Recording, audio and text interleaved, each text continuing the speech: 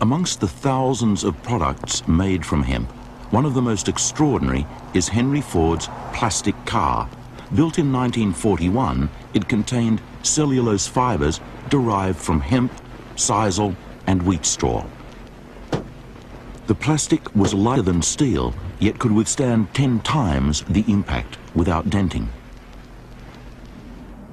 Okay, so family, in the 1940s, Henry Ford was making cars out of hemp that were 10 times stronger than steel, ran off of biodiesel, biofuel, product that they're acting like is something brand new they just made now. Been around for decades and centuries. This puts a whole new spin on the narrative. Just think about it for a second. Henry Ford had over 40,000 cars back in those days that were running off of biodiesel and made from hemp. His Model T, his first car that they ever made, was made from hemp and ran off of hemp. Henry Ford was going against big oil, fam. And another weird thing about it is, he was also a supporter of Mr. Small Mustache, who was also going against the oil conglomerate that rules the world right now. Think about this, how deep this is, family. So Henry Ford was trying to bring in cars that ran off of natural gas, were made from natural products 100 years ago, and they fought against him. So basically the Ford Motor Company was sabotaged. Henry Ford is not who you think he was, just like a lot of people from the past weren't. They were all destroyed by the goofies who have us in slavery right now, if you really think about it, fam. As usual, I thought you guys would find this very interesting because, again, it's a time loop.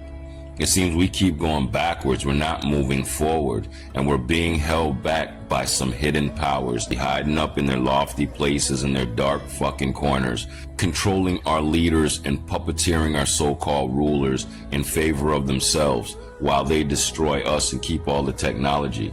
It's like we're not supposed to advance. And it seems that as long as we stay ignorant, they stay in power.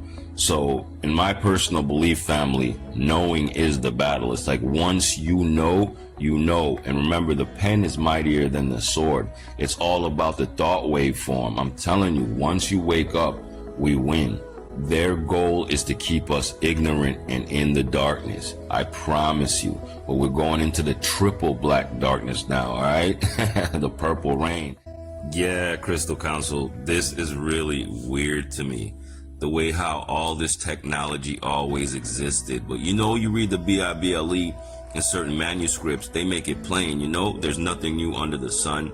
You read the Mahabharata and they talk about building Vimanas using that red mercury for spin.